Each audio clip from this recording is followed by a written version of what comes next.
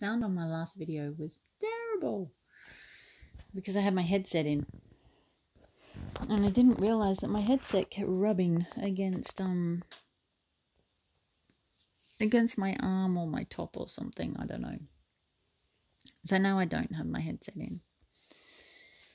I was watching a video, a Gary Vee video today about, I was going to get more comfortable.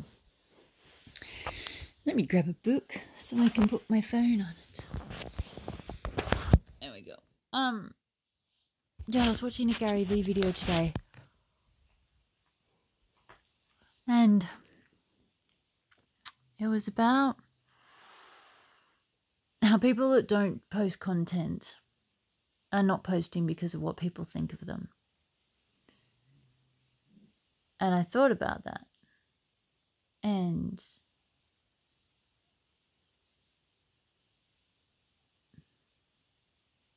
it's true, I guess, in a way. Even if you're worried about what people are going to think of you, or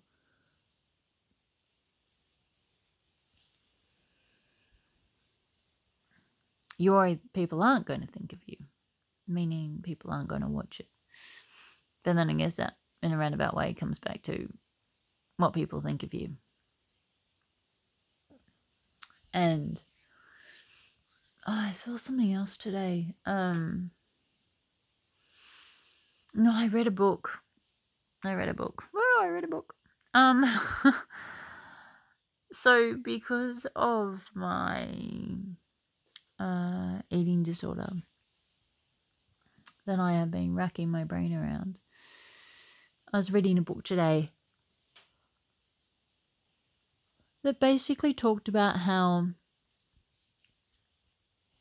eating disorders are about punishment, about punishing the self. And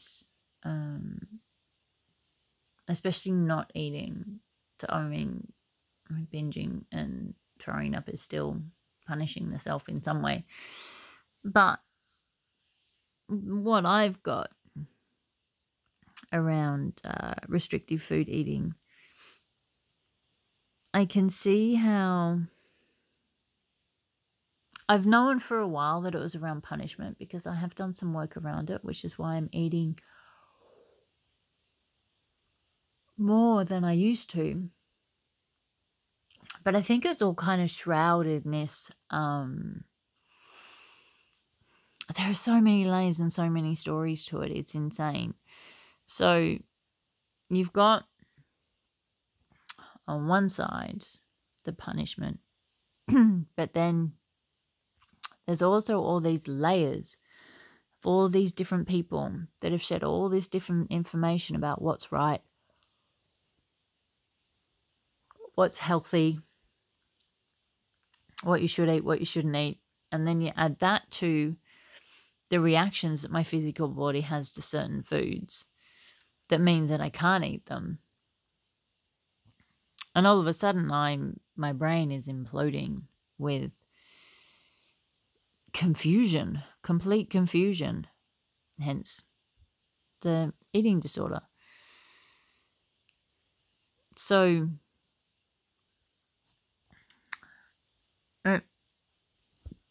the book wasn't only just sharing about, there's a mozzie in here, you can hear it buzzing away. The book wasn't just sharing about punishment, it was also sharing about basically societal ideas. So,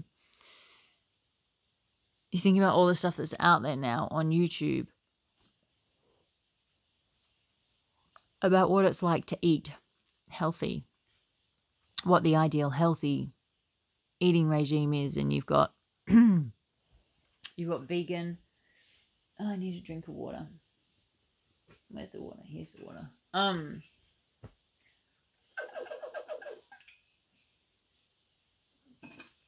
So you got vegan, carnivore, vegetarian, pescatarian, fruitarian, salicylate free, lactose free, gluten free, dairy free. Then you've got the medical medium. Then you've got paleo, then you've got keto, and the list just goes on and on and on and on and on, and everybody claims that their way is the right way. That their way is the way that worked for them. Which complicates things a lot. And then if you add that, so you add the punishment to all the different right ways of eating, add that to my fear of getting sick and dying, which wasn't just triggered by my mum dying, but also my dad and my grandma and my grandpa. And then you add that to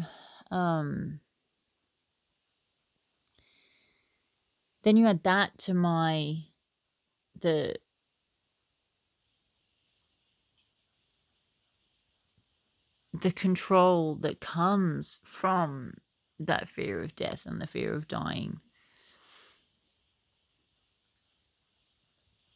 and the punishment, and all the food confusion about what's right to eat. And it's just, you end up with a restrictive eating disorder, which is a monumental pain in the ass, you can't even imagine. Especially when I just want to eat food. And there's this big part of me that just wants to eat food, but then there's this other part that goes, don't even. Anything you eat is going to make you feel sick. And then if I do have something like rice, all of a sudden I do feel like crap. Or if I have gluten, I can't eat gluten, or dairy. So all of a sudden, when you think about yummy food, any kind of cake, if it's gluten-free, it's usually based on rice flour. If it's gluten-based, it's based on wheat flour, and they all pretty much all have dairy. Unless it's raw vegan. And honestly, I've tried a lot of raw vegan cakes, and it's just not the same. There's nothing like getting a wheat-based cake and eating it that is smothered in cream. There's nothing like it. It's delicious. And to have to take that out, I mean, that's kind of where it started, was back in my early 20s, like 19, 20, was when I had to start food restricting. And I think if I have a look, I've actually had some kind of eating issue. My sister did. My sister had eating issues. Not that she would ever admit it. But I talked to my dad about it a bit. And I can see how I had that same, it's very different, but I had the same eating kind of issue, but her way of eating was just different to mine.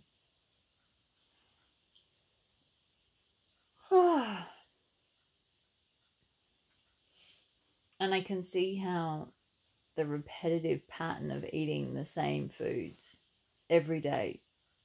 I've had a smoothie every day of my life for the last 20 years, 25 years, something like that, maybe a little bit longer, 27 years. Every day, every single day. I don't think I've missed one.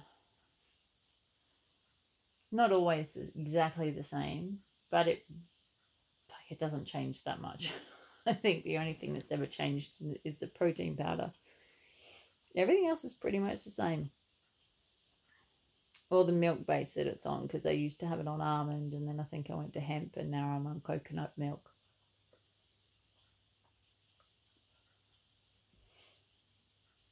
But the eating the same foods day in and day out, no variety, no change. If I went to restaurants, always went to the same restaurants, or if I was somewhere where there wasn't the same restaurant, then I would look for the key thing, which was always a lamb shank or a mushroom risotto when I was vegetarian. But after a while I got sick of those because every cafe makes a mushroom risotto. So there's always been that element of control,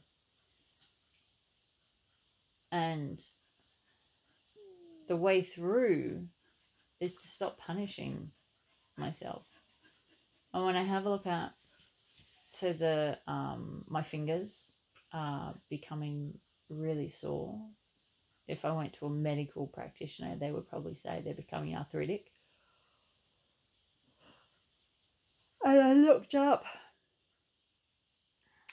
what that was in the book, and that is also basically punishment. It's punishment for not being honest, which is exactly the same as the eating disorder. They're both very similar punishment for not being honest. And so the book talks about being true. So if you sit down to have a conversation with someone and you realize this is absolutely not where I want to be, then the idea is that you get up and you leave. And you say, for whatever reason, I don't want to be here. But what most of us do is we sit down, we realize we don't feel very good, or we don't want to be there, or we don't like the person, but we stay. We stay because it's the right thing to do. We stay because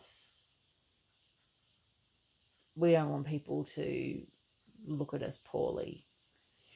We stay because of something, because of the way somebody else outside of us feels. And this comes back to Gary Vaynerchuk, actually, because he talks a lot about how people base their life on what other people think about them. And he's a firm believer that he is where he is now because he doesn't care what people think about him. He doesn't hear it. He doesn't hear when people praise him, and he doesn't hear when people punish him. He just doesn't hear it. It doesn't make a difference to him. Whether people are punishing him or praising him, he's not doing what he's doing for the people. He's doing what he's doing for himself. He's doing what he's doing because he loves it. And over the years it has transformed. And he does it because he loves it, not because it makes him money. And he often says that if you are doing something because it makes you money, you are constantly going to be living. Excuse me. You're going to be living based on what other people say and think about you, because your whole life becomes dictated by that, as opposed to being dictated by what you want and about which direction you want to go. And I've seen so many Gary Vee videos over the last month or so, and it's starting to sink in, because he says the same thing over and over again. And it's starting to sink in, of going, is what I'm doing right now actually what I want to do, or am I doing it for somebody else? And if it's not what I want to do, how do I stop doing it? And just by asking a couple of questions, things have the opportunity to shift and move and change. But I'm so tired. I'm so tired.